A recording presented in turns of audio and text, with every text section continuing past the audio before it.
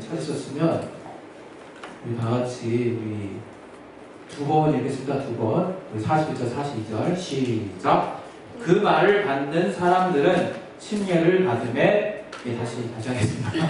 다시 2장 41절, 42절 시작. 그 말을 받는 사람들은 침례를 받음에 이날의 제자의 수가 3천이나 더하더라. 저희가 사도의 가르침을 받아 서로 교제하며 떡을 떼며 기도하기를 전혀 힘쓰니라. 아멘.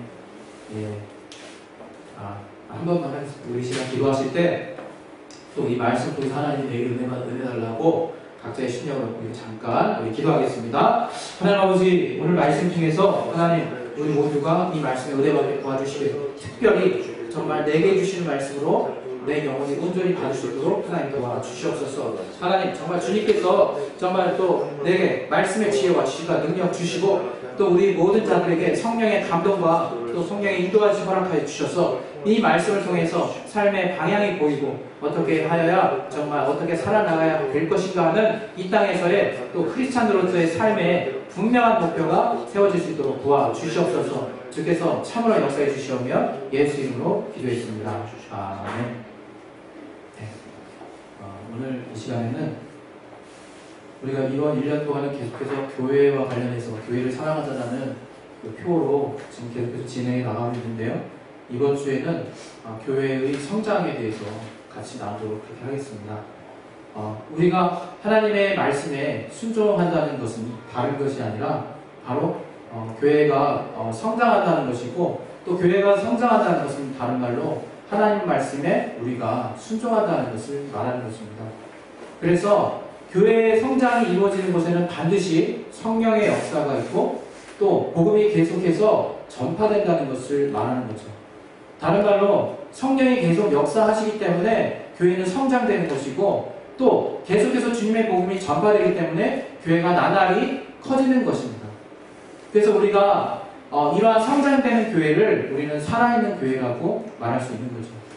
교회가 만약에 죽었다면 교회는 어느 때든지 계속 시간을 기다리며 큰 변화가 없을 거예요.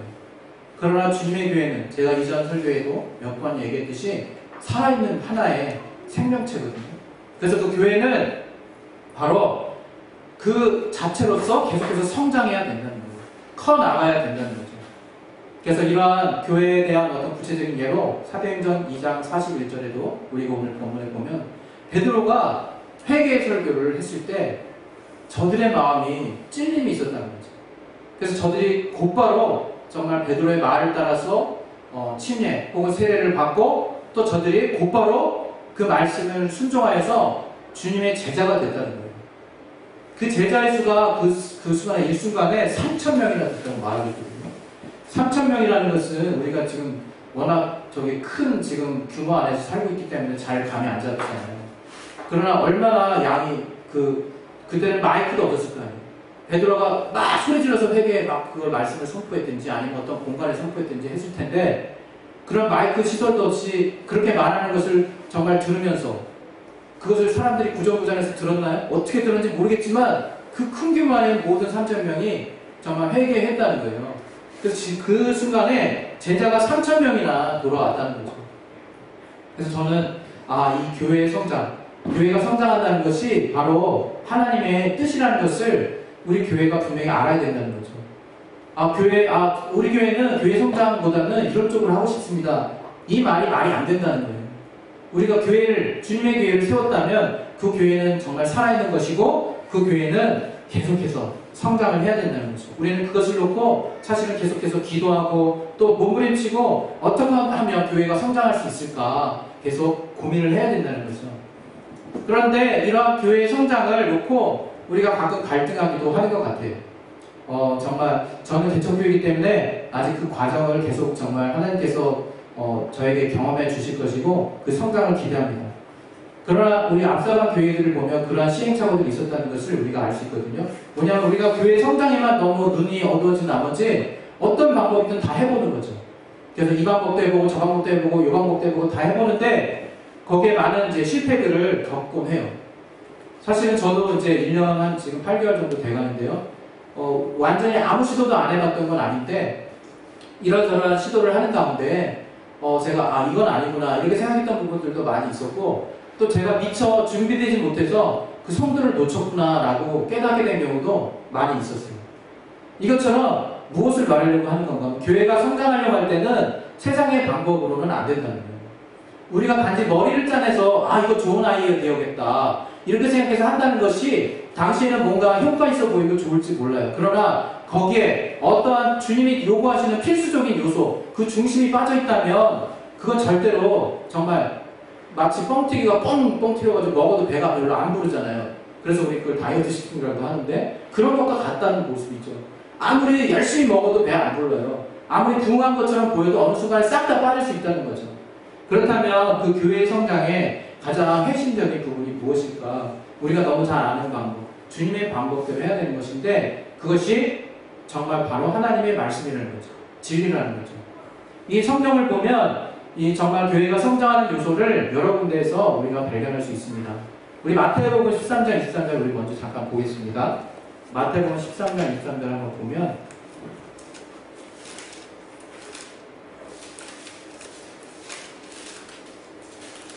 마태복음 13장 23절에 우리 같이 한번 읽어보겠습니다. 시작. 좋은 땅에 뿌리었다는 것은 말씀을 듣고 깨닫는 자니 결실하여 혹 100배, 혹 60배, 혹 30배가 되느니라 하시더라. 이 분명히 교회 성장의 가장 핵심적인 원리가 나와 있는 거거든요.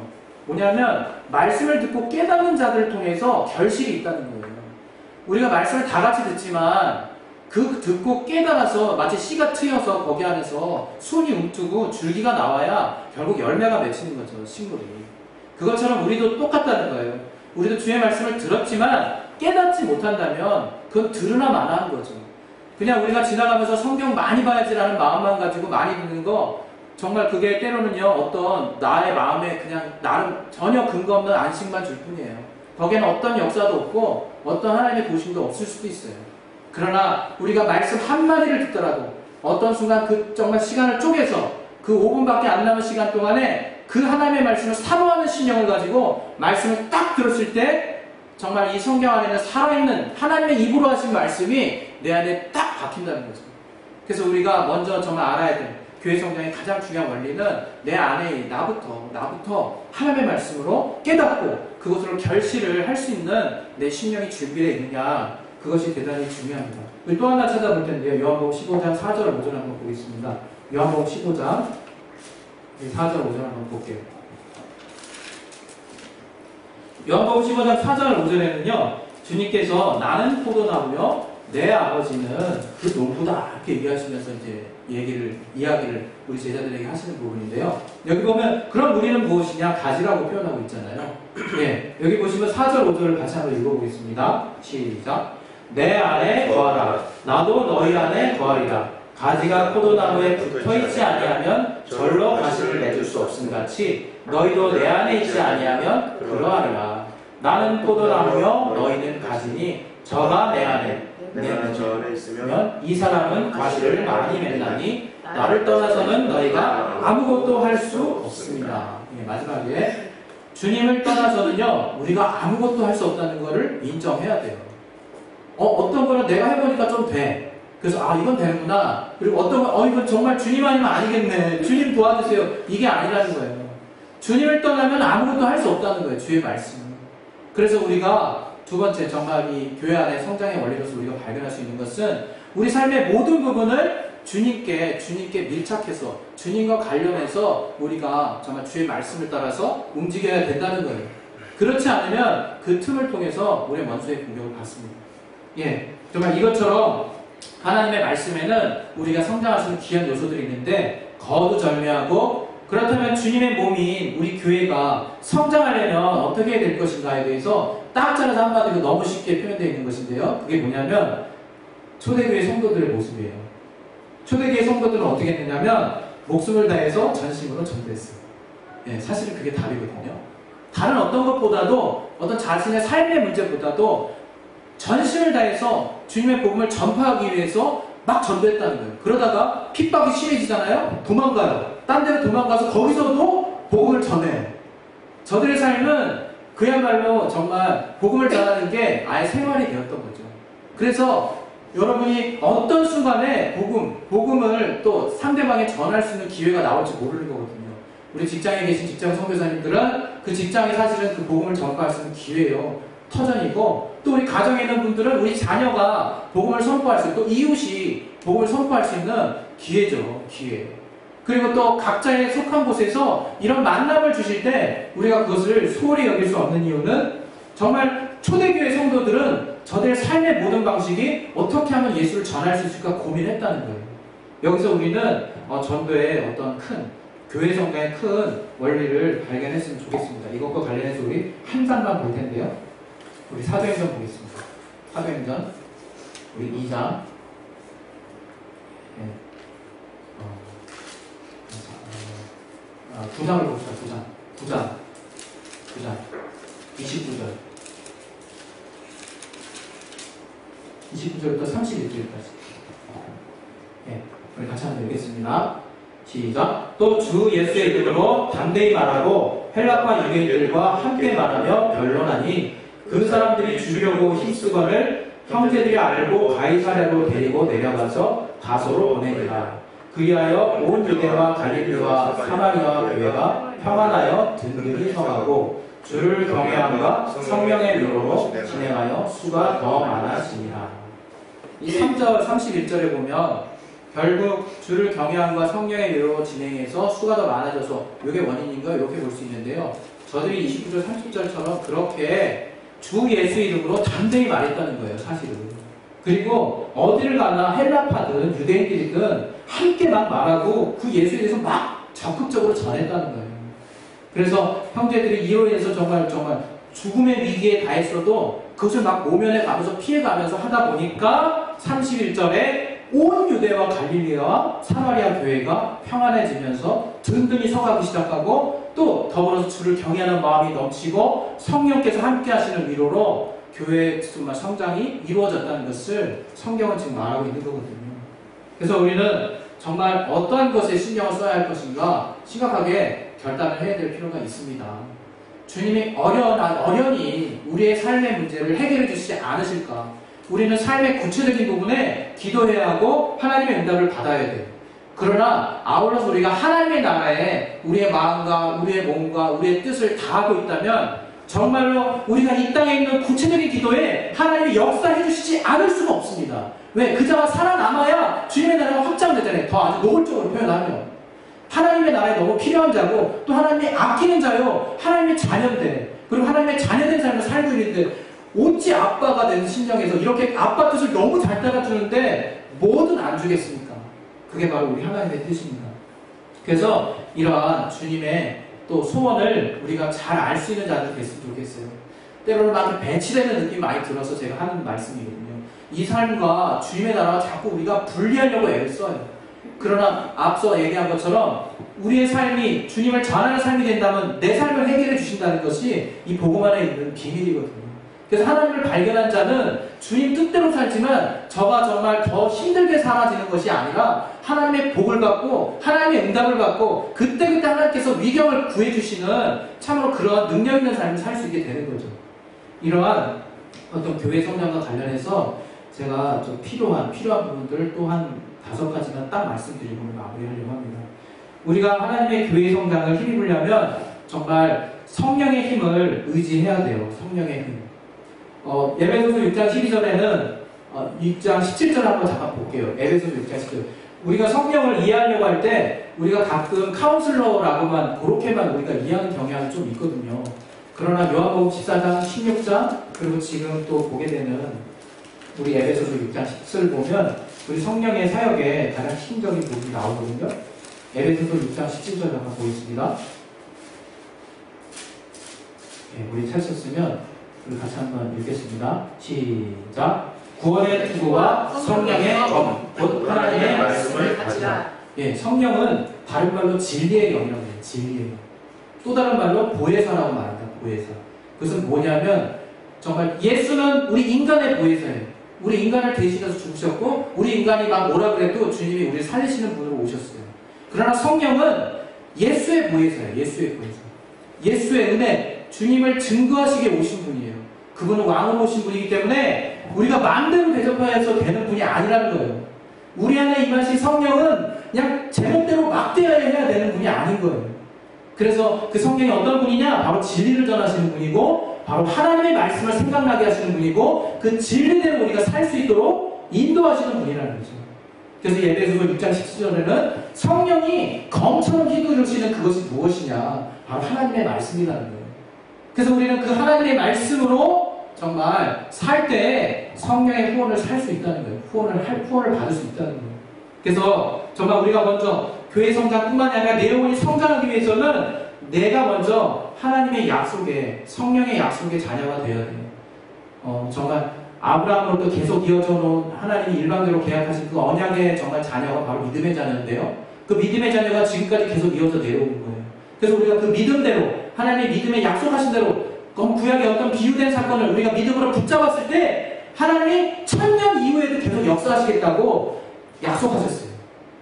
그것은 계명과 다르거든요. 계명은 우리가 순종해야 역사하는 거예요. 그러나 하나님의 약속은 우리가 믿을 때 하나님이 역사하는 거예요. 우리가 믿을 때. 그래서 그것이 지금도 계속되는데, 지금 또 우리 신약 성도들이 새롭게 주신 약속이 무엇이냐? 성령 받으라! 그러면 내 증인이 될 것이다! 그렇게 말씀하셨다는 거예요. 성령 받으라. 그것이 이제 새로운 약속이거든요. 이제 성령 안에 다 들어있는 거예요. 그 안에서 우리가 감동받을 수 있고, 그 안에서 하나님의 약속을 따라서 계속 진행해 나갈 수 있도록 우리에게 새 길을 열어주신 거예요. 우리 정말 성령에 충만한 이거야 됩니다. 할렐루야. 두 번째로, 우리가 교회가 성장하기 위해서는요, 목회자와 성도와 긴밀한 연합이 필요하거든요. 예, 어떤 면이면, 제가 목회자면요, 저는요, 무엇보다 하나님께 게으르지 말아야 되고, 부지런해야 되고, 열심히 주님이 우리 교회를 향한 뜻을 발견해내야 되고, 그래서 우리 정말 성도님들에게 방향 제시를 할 수 있어야 돼요. 예, 정말 부족하죠, 제가. 그러나 또 우리 리더 되시는 성도분들은 그러한 정말 우리 교회의 방향을 어떻게 구체화시킬 수 있을까? 어떻게 그것을 정말 이 교회 가운데 이뤄낼 수 있을까를 놓고 구체적인 방향과 방법과 정말 그런 실행 계획이 나와야 되는 거죠. 그렇다면 우리 일반 성도들은 어떻게 되겠습니까? 예, 정말로 그 말씀이 하나님이 주신 말씀이라고 믿고 딱 하나 돼서 막 추진해 나갈 수 있는 그런 순종이 필요한 거죠. 그랬을 때 이 교회는 성장합니다. 세 번째로 드리고 싶은 말씀은 영적인 전략이 필요하다고 하는 거예요. 영적인 전략. 여기서 전략이라는 단어를 썼잖아요. 아까도 잠깐 나왔는데, 이 전략은 제가 장교 출신이라 확실히 잘 아는데요. 전략은 군사 용어입니다. 이 전략은 전략과 전술이라는 의미인데, 그 전쟁에서 반드시 승리하기 위해서 세워지는 계획이에요. 다시 한번 말하면, 전략은 그 전쟁에서 반드시 승리하기 위해서 세워진 전략이지, 반드시 패하기 위해서, 어쩌면 승리하기 위해서, 그렇게 생각하고 전략 짜지 않습니다. 그러면 그냥 좀 이길 것 같은데 하고 바로 나가죠. 전략 없이. 그러나 전략을 짤 때는 이렇게 하면 반드시 이기겠다, 이런 생각을 가지고 짜는 것이 바로 전략입니다. 그래서 우리는 그 전략에 따른 구체적인 실행 계획을 또 전술이라고 얘기하는데, 전략이 정해지고 전술을 짤 정도로 우리가 영적인 삶에 있어서 내 영혼이 성장하고 우리 교회가 성장하기 위해서 그걸 짜야 된다는 거예요. 사실은 그거 안 짜고 그냥 가만히 있잖아요. 그럼 계속 맞아요. 펀치 잽도요, 계속 맞으면 뻗어요. 어퍼컷 그냥 카운터 펀치만 맞아야 뻗는 게 아니라 계속 잽이 맞아도 뻗습니다. 그래서 우리가 이러한 매 순간 원수가 우리를 정말 침입하려고 할 때 그래서 이길 수 있는 전략이 필요하다. 네 번째로, 적을 정확히 알아야 된다. 우리가 적을 알아야 된다는 건요, 이런 거예요. 누가 막 날 시험 들게, 이런 못된 놈! 이게 적을 제대로 안 겁니까? 모르는 거죠. 그 배후에 나를 이간하는 존재, 이 사람과 나를 도저히 하나 되게 할 수 없게 만드는 존재가 있다는 거예요. 그래서 에베소서 6장 12절에는 우리의 씨름은 이 땅에 속한 혈과 육에 대한 것이 아니다. 정사와 권세와 모든 정말 하늘에 주관하는 자와 또 하늘에 있는 영에게 대함이라, 이렇게 딱 대놓고 얘기하고 있어요. 여러분 정말 신경 쓰시기 바랍니다. 내가 싸워야 될 존재가 누굽니까? 우리 보이는 사람이요, 그들은 구원할 존재고요, 우리가 복음을 통해서 구령해야 될 존재고, 그러나 아직 예수를 모르는 자들에게는 원수의 역사가 아주 충만하겠죠. 그래서 그 배후에 있는 영적인 원수를 물리치기 위해서 적을 알아야 된다는 거예요. 그래서 내가 정말 항상 화나지 말아야 된다는 게, 분낼 필요가 없다는 거예요. 이 사람한테 분내면 누가 결국 손해봅니까? 이 사람이 화가 나죠. 그럼 이 사람한테 화를 누가 받습니까? 내가 받잖아요. 그럼 어떻게 되는 거예요? 손해는 내가 다 본다 이거예요. 그러나 영적으로 그 뒤에는 배울 내가 확실히 묻고 계속해서 기도함으로 겉으로는 평화하지만 계속해서 내 안에서 싸우는 거죠. 영적으로 싸우는 거죠. 그래서 이겨내면 환경이 열린다 이거예요. 왜? 하나님 이미 승리하신 분입니다. 예수는 이미 승리의 이름이고 원수는 이미 졌어요. 우리가 속지 말고 끝까지 나간다면 환경이 뚫려 나갈 줄로 믿습니다. 마지막으로 이게 제일 중요하다고 생각하는데요. 저는 이번에 정말 저희 가족과 함께 또 저희 누나와 함께 신앙생활 또 우리 가족과 함께 신앙생활 할 때 제가 제일 많이 깨달은 게 있습니다. 그것은 바로 그 즉시 순종이라는 단어예요. 그 즉시. 예. 왜? 그 즉시 순종하지 않으면 다른 생각 100% 들어옵니다. 그 즉시 순종하지 않으면 심지어 이런 거죠. 나 저 사람한테 뭐 하나 하고 싶다. 저 사람한테 뭐 하고 싶다. 아니면 갑자기 왜 이렇게 뜨거운 감동이 들지? 근데 어때요? 한 번 더 생각하면 에이 지금 환경도 아니고 내가 이렇게 하면 이상하게 볼 거 아니야? 딱 적어요. 예, 성령은 절대로 우리한테 막 주장하시거나 이러시지 않으세요. 또 안타깝게도 그분은 왕으로 오신 분이지만 철저하게 인격적이신 분이라 우리의 인격을 너무나 존중하세요. 근데 내가 얼마든지 제한할 수 있습니다. 얼마든지 성령의 감동을 해방할 수 있어요. 그래서 성령 해방하지 말라 그러죠. 성령을 소멸치 말라 그러죠. 그 원어적으로 더 보면 성령의 은사를 소멸치 말라는 건데 성령 얼마든지 해방받고 얼마든지 소멸당하고 얼마든지 내 안에서 방해받을 수 있다는 거예요. 그것처럼 내가 하나님의 성령의 잔잔한 감동하심이 들어오기 시작할 때 생각날 때 그 즉시로 나를 부인하고 순종하는 그 행동을 통해서 하나님은 우리의 지경을 여시고 정말 내 신령을 변화케 하시고 이 환경 가운데 승리를 주시고 나를 정말 기쁨 가운데 내모실 거라는 거예요. 그걸 정말 우리가 믿었으면 좋겠어요. 네, 이렇게 정말 하나님이 오늘 교회 성장과 내 영혼의 성장을 놓고 또 우리에게 주시는 말씀이 이렇습니다. 우리 시간 이제 기도할 건데요. 참으로 정말 저는 요즘 그런 생각합니다. 이런 생각 다 하다 보면 머리가 아파요. 머리가 아픈데 또 하나님이 생각나게 해준 건 뭐냐면 그날 일은 그날에 족하니라 또 말씀하시거든요. 그래서 여러분 하실 일은 염려하는 것이 생각나면 그건 기도할 것입니다. 딴 생각하지 마세요. 염려 어떻게 하지 그거 아무런 의미가 없어요. 염려할 게 생각나면 그 순간 기도하세요. 무릎 꿇고 기도하시든지 방언으로 기도하시든지 하나님 도와주세요 하시든지 그렇다면 그 염려가 갑자기 바뀌어서 평안으로 바뀝니다. 마지막으로 말씀 하나 보고 우리 기도하겠습니다. 우리 빌립보서 4장 6절 7절 말씀입니다. 우리가 좋아하는 말씀일 것 같은데요. 빌립보서 4장 6절 7절 말씀 우리 다 같이 한번 읽겠습니다. 시작. 아무것도 염려하지 말고 오직 모든 일에 기도와 간구로 너희 구할 것을 감사하고 하나님께 아뢰라. 그리하면 모든 지각에 뛰어난 하나님의 평강이 그리스도 예수 안에서 너희 마음과 생각을 지키시리라. 믿습니까? 이거 아멘입니다. 여기 보시면 염려하지 말래요. 먼저 염려할 일이 생기면 그리고 어떻게 하래요? 그 다음에 모든 일에 가리지 말고 먼저 기도하래요. 기도는요, 여기서 기도는 예배한다는 뜻이에요.